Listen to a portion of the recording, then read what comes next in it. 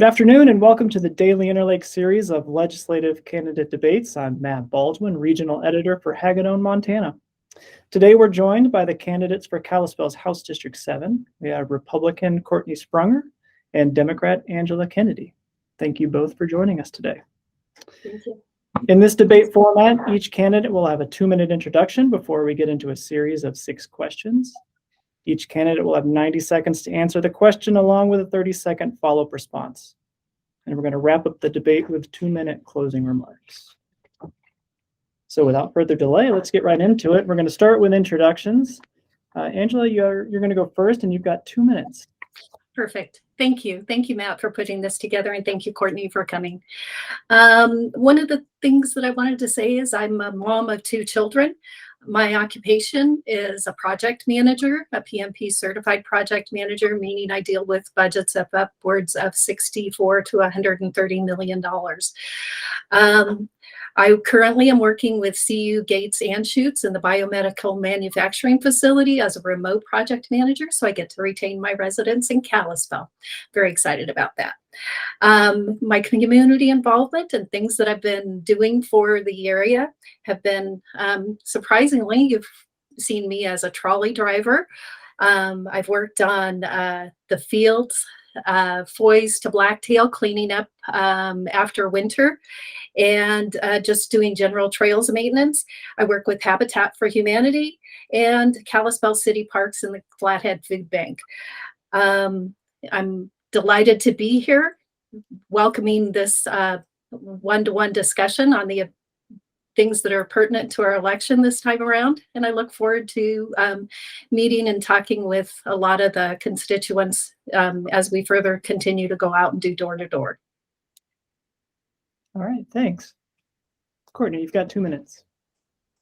Thank you, Matt, and your whole team at the Daily Interlake for putting this forum together. Thank you, Angela, for being here. And thank you to each one of you who's taking time out of your day to tune in and learn more. I'm Courtenay Sprunger, Republican candidate for Montana House District 7. Many of you would know me as the immediate pastor of the Kalispell Chamber of Commerce and a local gal, born and raised right here in Kalispell. My family has served in this community for more than a century. My great-great-grandparents helped settle the farmland of Lower Valley. My grandmother, Mary Kate Idell, was the Flathead's first female justice of the peace, and she was a formidable force by all records. And my father, Gary Burt, taught at Flathead High for 30 years. In keeping with that tradition, I've been a local business owner and have served with organizations such as the Kalispell Chamber, Daybreak Rotary, and Montana Ambassadors, among many others, for more than a decade.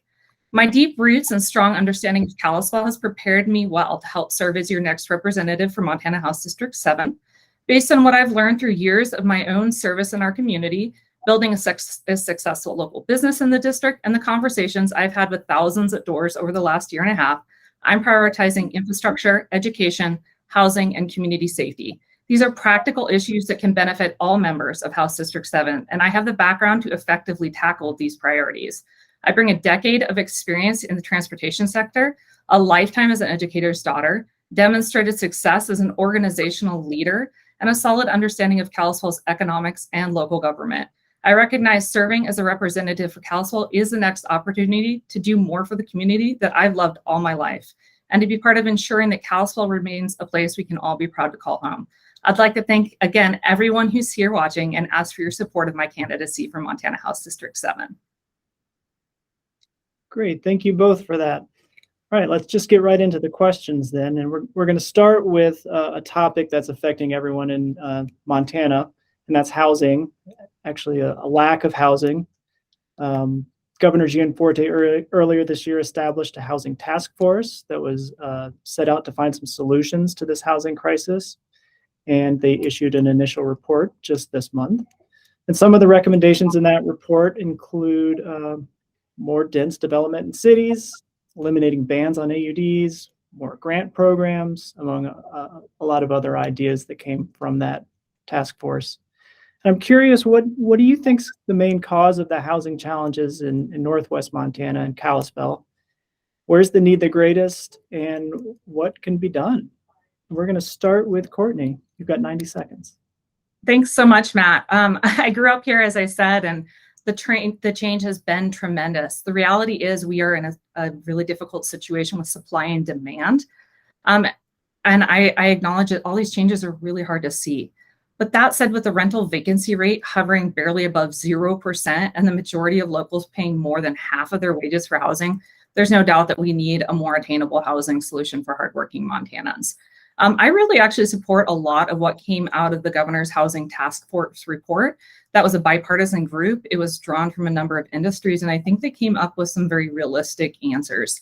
I think we need to focus on building density in areas that are previously zoned for it. And we need to prioritize infrastructure in those areas to minimize the impacts of growth and retain our open space where possible.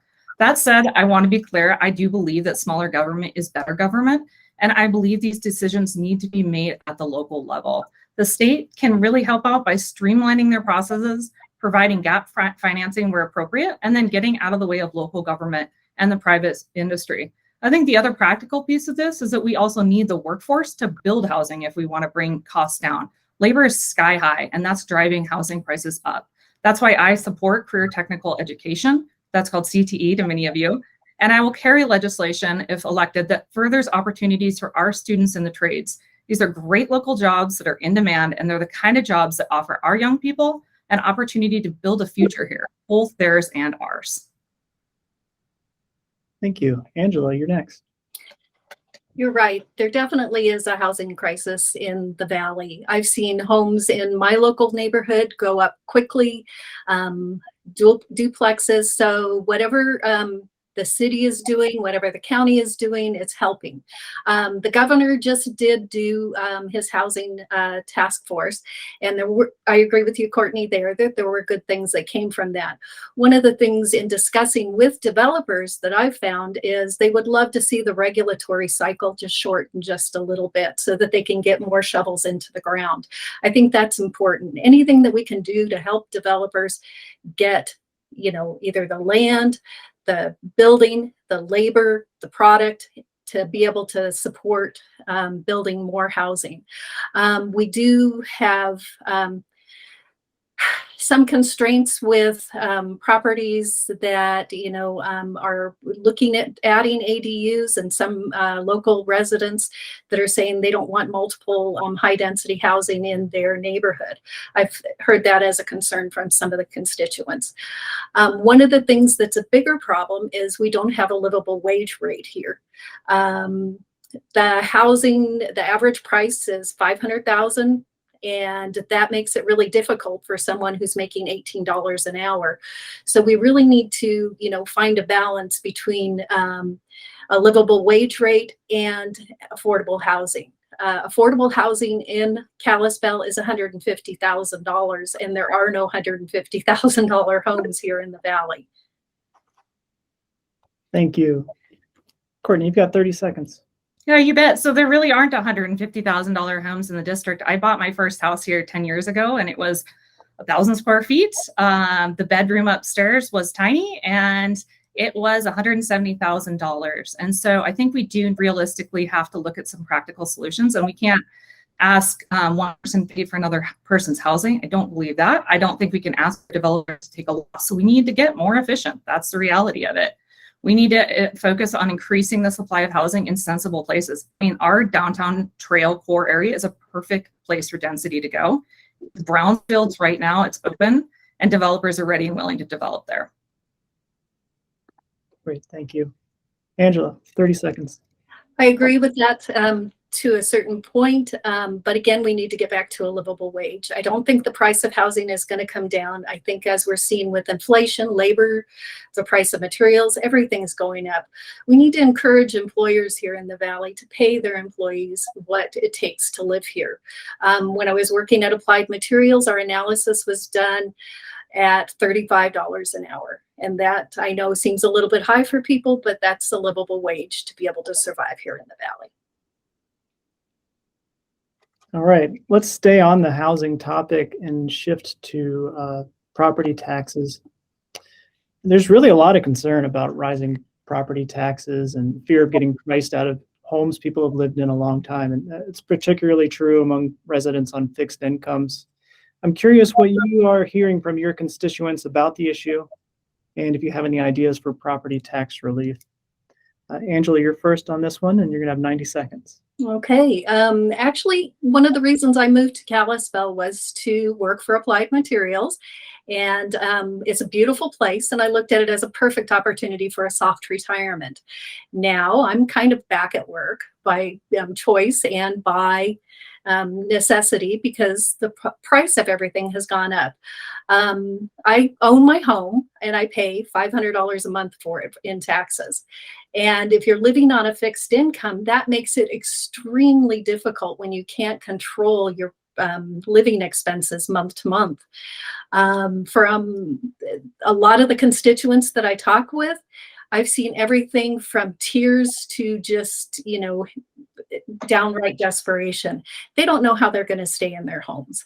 And it's really sad.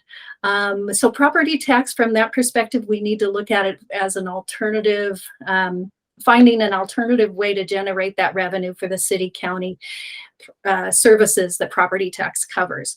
In other debates and other forums, I've proposed that we do a resort tax. I've also thought that it would make more sense to charge the VRBOs and corporate housing a little bit more so that they can offset some of the taxes that are set on primary residents here in the Valley that are low income, that don't have the luxury of increasing their income to be able to afford their homes. So we need to find a better way to tax other than just putting it all on residents.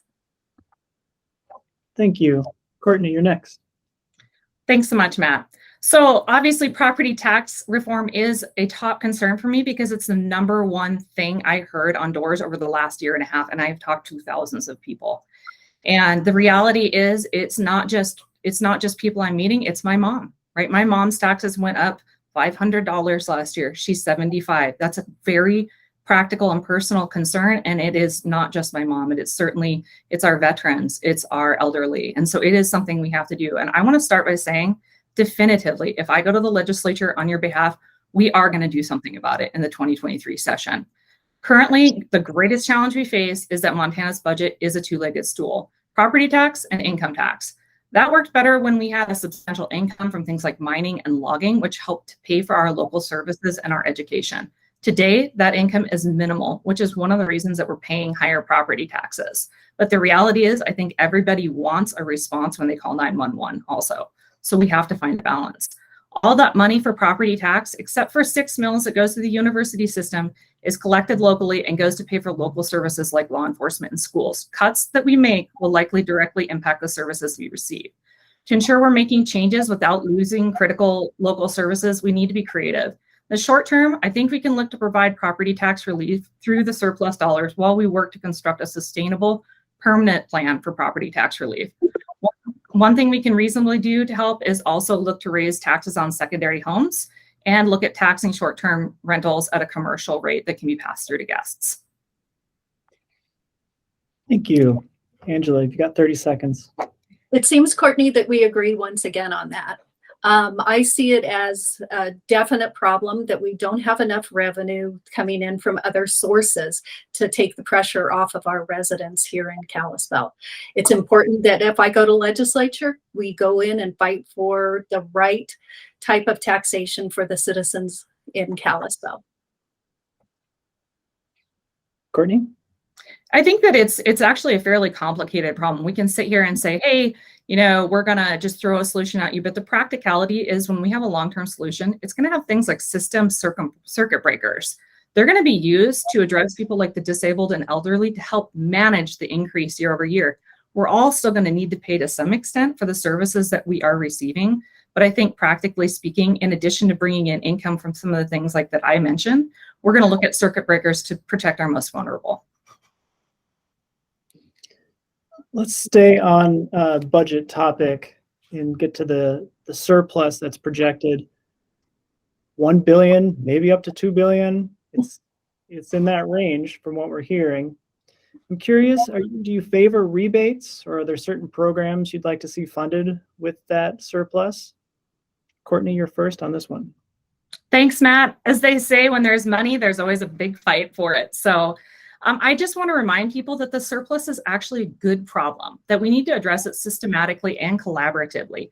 It's one-time only money, and it's been collected through a number of different channels. Some people don't realize that, but it's property tax, business equipment tax, and income tax. So we need to get it right the first time. I want to emphasize that my top priority is to return the majority of these people's money because it's their money. We have actually over-collected. But we need to do it thoughtfully without increasing inflammation. And we need to be really, we need to consider some things like putting a little bit in saving and addressing some few critical state items. First, I think we need to wait and see the governor's budget, and then we prep a plan. We should start by paying down debt for bonded projects and putting a little bit in savings to address emergent issues such as severe wildfire or flood season. We also have a responsibility to address a few critical issues that are risking the lives of Montanans. We need to assess staffing at the state prison. That would reduce the chances of an event at the state jail and create more availability in our county jails. That also give us local space that we need to address offenders that we just don't have the room to hold right now, and they continue to reoffend. We can also clean up things at the state hospital, and right now we're losing our federal funding. That's costing Montanans millions every year. We need to clean it up, and then we need to look to regionalize some of our mental health care services. Finally, I think we return the money to Montanans who paid the taxes. It's their money. We need to return it without exacerbating inflammation further, and that returns it in a way that's equitable. Angela, go ahead. Right. It's important that we do protect Montana and maybe pay down some of the high interest liabilities that the state has. I'd also like to see the money go back to the taxpayers, because you're right, it is over collected. Some of the things that you mentioned, I'd like to see healthcare, childcare being supported a little bit more, and probably our elderly care. We just closed a couple elder homes that just have made it really difficult on some people. You did touch on something that I think is a little bit concerning. The federal funding for the mental health care facility that we have here in Montana was lost because of neglect. We didn't, as the Republican governor, didn't do what he was supposed to do to maintain that funding. So we lost it because he didn't know what he was doing. There's things that when we get involved with in legislature, we need to be cognizant of how everything works. I've worked in highly regulatory environments. I've worked with government agencies. I know how the process works, and I know how you have to pay attention to things and people to make sure that they're doing what they need to do. So I'm looking forward to going in and looking at the surplus and doing what's legally right, what's right for us within legislature, what's right for the people of Montana, and what's right for the different agencies that we have. Courtney, you've got 30 seconds. Thanks, Matt.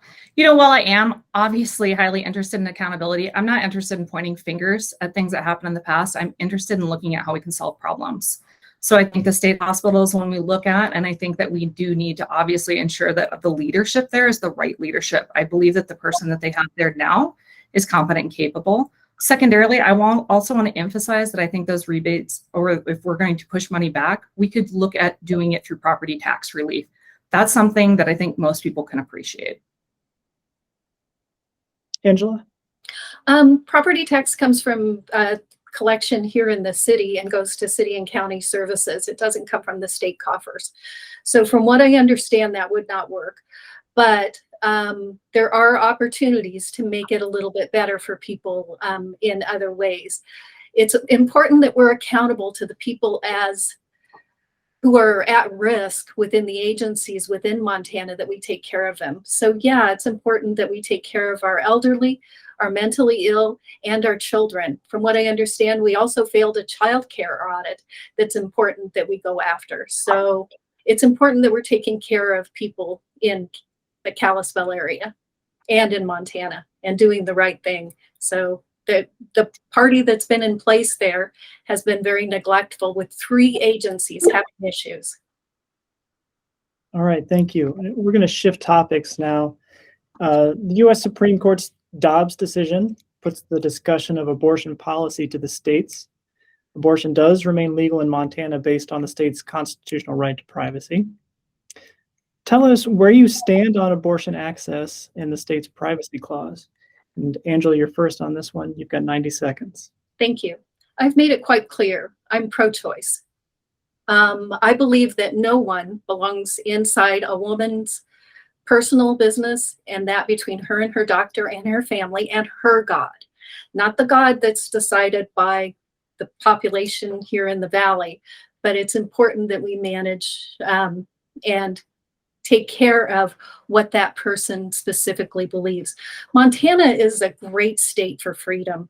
People here come here to get away from regulations. They come here to get away from people getting into their business. So it's important that we remember that when we're considering 50% of the population. Nobody wants people in their business. An abortion is the last choice that a woman would make, I think. And if it's her choice, it belongs between her, her doctor, her family, and her God. Thank you. Thanks, Courtney. Thanks, Matt. I absolutely support and will defend the Constitution in its entirety, which includes Article 14 of the Montana Constitution. Article 14 of the Montana Constitution guarantees the people the right to have a discussion about this issue and the right to decide for themselves. Those who drafted our state's constitution had the wisdom to ensure that the people ultimately have the right to decide. Regarding privacy, as a homegrown Montana, I can tell you I wholeheartedly support privacy. It's a value and it's a right that's woven into the fabric of the state my great-great-grandparents helped to settle.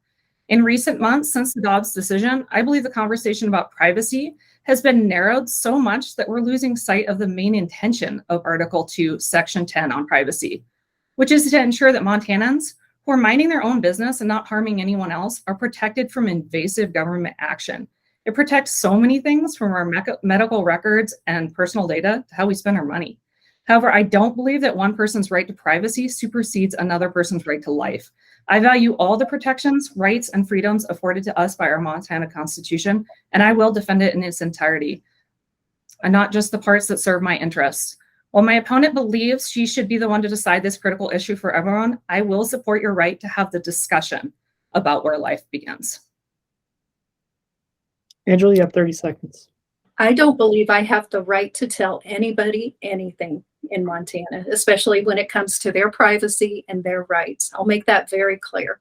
I believe, though, that everybody has the right to their own decisions, especially in medically emergent situations where, two people's lives may be at stake. It's important that we all consider that so that we aren't putting lives at risk and doctors' practices at risks. One of the quick walkthroughs I ran into a gynecologist walking her dog down the street, and she said, "It will terrify me to be able to practice what I do." So think what it'll do to gynecologists and obstetricians in general. It'll make it really difficult for them to do their jobs. Courtney, you have the last word. Yeah. So I'm pro-life, and I wholeheartedly believe that that means thinking beyond the birth of a baby, and I'm proud of that. We need to be part of encouraging healthy families, healthy mothers, and healthy kids for life in Montana. And I do think to do that, we need to get serious about addressing mental health care and ensuring the working poor have access to the care that we need. We also need to find ways to improve our foster care systems and support families who choose to foster and adopt. I'm not just talking about that. I put my time and money where my mouth is in supporting great local organizations like ChildBridge and Intermountain to do that. All right, thank you both. Let's change topics one more time and talk about schools. I'm curious, what's your assessment of the state of education in Montana? And are there any reforms you would support regarding funding or policy or school safety? And Courtney, you're first on this one. Yeah, you bet. I love the education topic. As the daughter of a teacher, I believe education is the gateway to opportunity for us all, and I believe it needs to be adequately funded. Although I recognize that public education isn't the right choice for everyone in every family, approximately 90% of our kids are going to receive a public school education. If our school systems are working well, investing in education means that we're ensuring every child has a right to succeed or has the opportunity to succeed, and that our future workforce can meet the needs of our community and state. I think we have amazing leaders and teachers in Kalispell, and I think we need to support these teams in innovating for the benefit of our kids. Recent testing at the Kalispell Public Schools showed that just 56% of our kids tested as proficient in English, and even less of that, 44% were considered proficient in math. That's a big concern. And that's why I'm excited about the steps our schools are taking to incorporate a more proficiency-based, hands-on learning approach coupled with the flexibility for each child to learn at the pace that's right for them. I support these innovations, which have been repeatedly proven to work. We also need to look at opportunities like Waterford, which is a cost-effective at-home program parents can administer in preparing their kids for kindergarten. Of the 620 at-risk kids currently in Montana's pilot program, 90% were considered kindergarten ready after completing that program. Regarding safety in schools, this is without a doubt a matter of local control, and it's a huge concern. Parents are absolutely the ones who know best how to keep their kids safe, and it's the right of the parents and the responsibility of each school board to work with the parents, teachers, and administrators to decide on a solution for keeping their kids safe. Angela, go ahead. Thank you. I was an active PTA president for 5 years with my children while they went through the elementary program. I was at Al Gore's speech for Columbine. I heard what parents went through at that event. It's horrible. It's one of the worst sounds you'll ever hear when you hear a parent who has lost a child. We need to be sure that not just our parents can keep our children safe in schools. Our schools need to keep our children safe in schools. Our police departments need to be prepared to react if we have a situation, not like Uvalde. They need to train for it. They need to prepare for it. It's not going to say that gun control is the solution, but mental health control definitely is. It's important that we take care of that. That was one thing in the presentation. Courtenay, that you said. So for my experience with schools, raising 2 children, getting them both into being productive young adults, it's important that parents are active within schools, that we have good quality schools. If the children here in Montana aren't performing right now, it's indicative of the curriculum that's going on in the schools. It could be that maybe there's a change. I understand we have a new superintendent with new ideas, and from what I've talked to the teachers that are actively teaching, she's hampering some of their curriculum and some of their progress they've been able to make with kids. So we need to maybe change some things within the process that's going on with Montana schools. Go ahead, Courtenay. Yeah, I want to be clear that the violence and loss absolutely breaks my heart. For every person, for every family, and for every community that has experienced it, that's why I'm willing to work on solutions that can actually work. The problem with gun control, for instance, is that more laws don't work to control criminals who are already not abiding by the laws. I do think we need to train our law enforcement officers better. And frankly, I think we need more law enforcement officers on the ground here in our communities. I think our schools can be and do a great job of training, and that's where our school boards come in. They can customize to their program. Angela.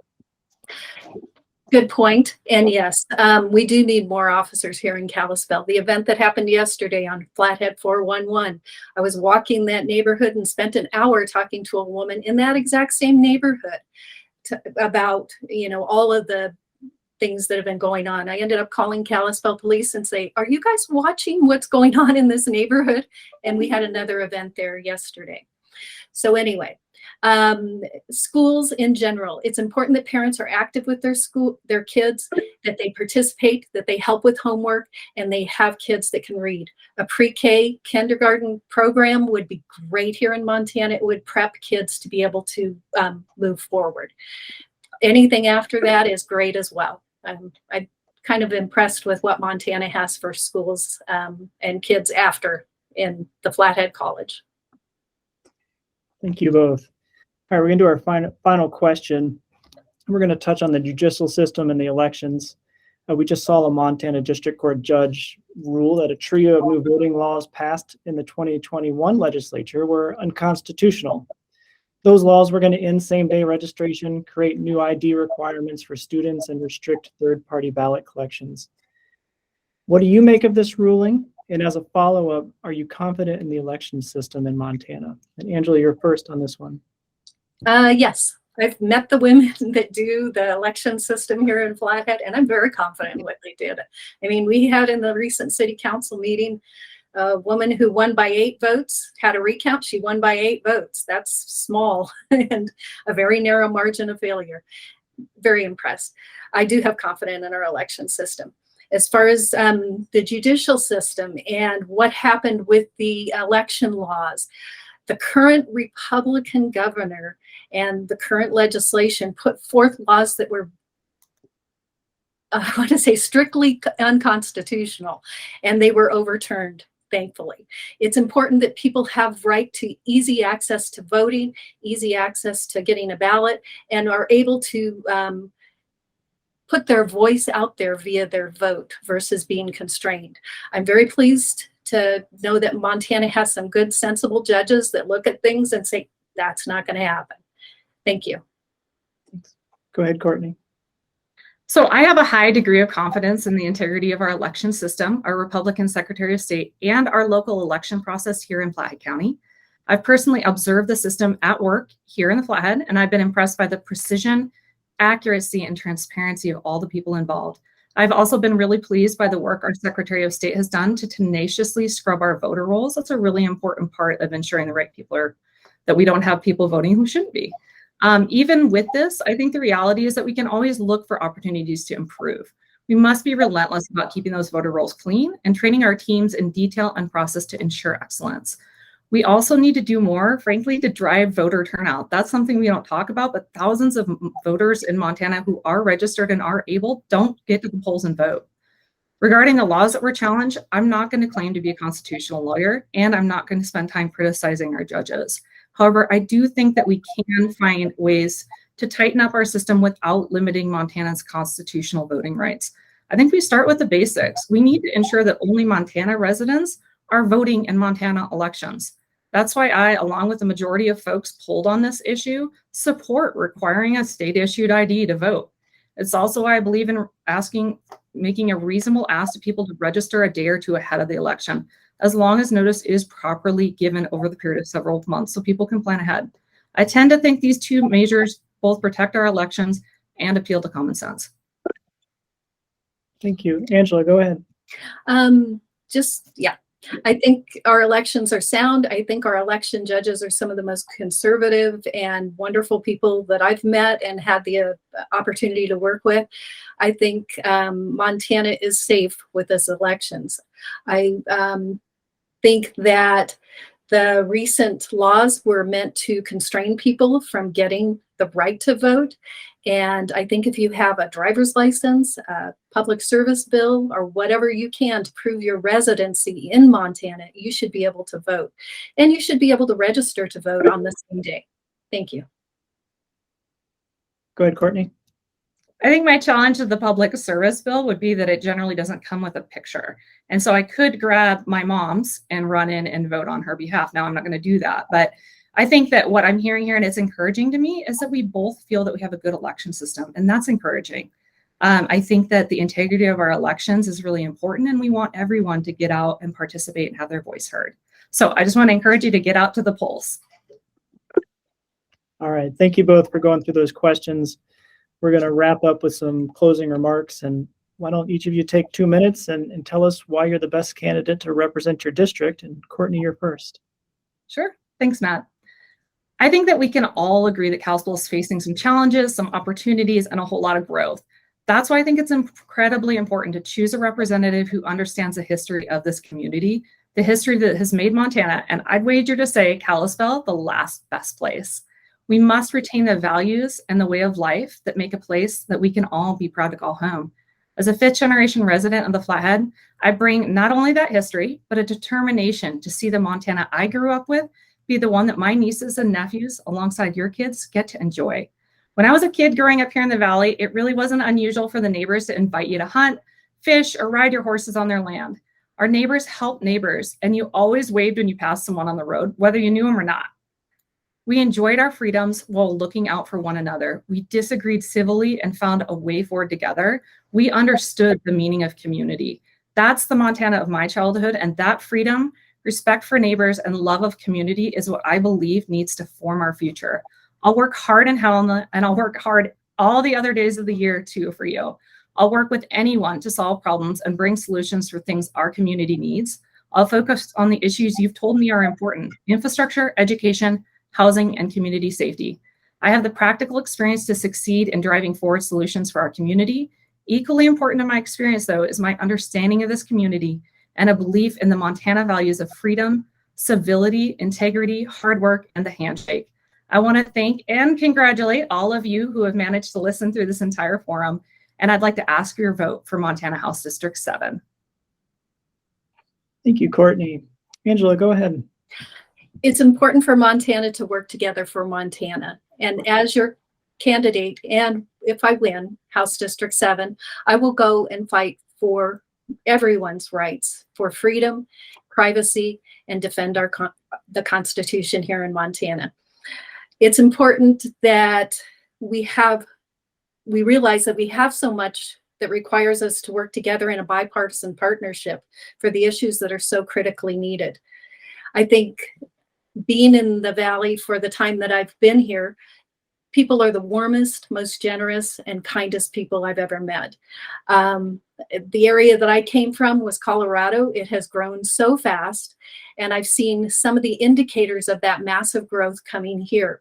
What I bring is a lot of experience in managing growth, seeing how it can destroy an area, and seeing how it can be done really well. I think if you've lived here for 5 generations, you don't really get to see that type of, or that magnitude of change in a short period of time. What I'm bringing is that experience to be able to say, let's take a breather. Let's not promote this. Let's work on this. Let's spend time with this. It's time that we take a different perspective for the legislature in Montana, and I would like to be your candidate. I really appreciate it. Thank you all for coming and making it through this. My name's Angela Kennedy, and I would appreciate your vote. Thank you. All right, thank you both for taking the time to participate today. A reminder to Montana residents, you can register to vote online at sosmt.gov/elections/vote. That's sosmt.gov/elections/vote. Courtney, Angela, thank you for joining us again.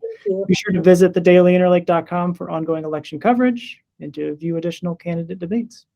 Have a great day, everyone. Thank you. Thank you.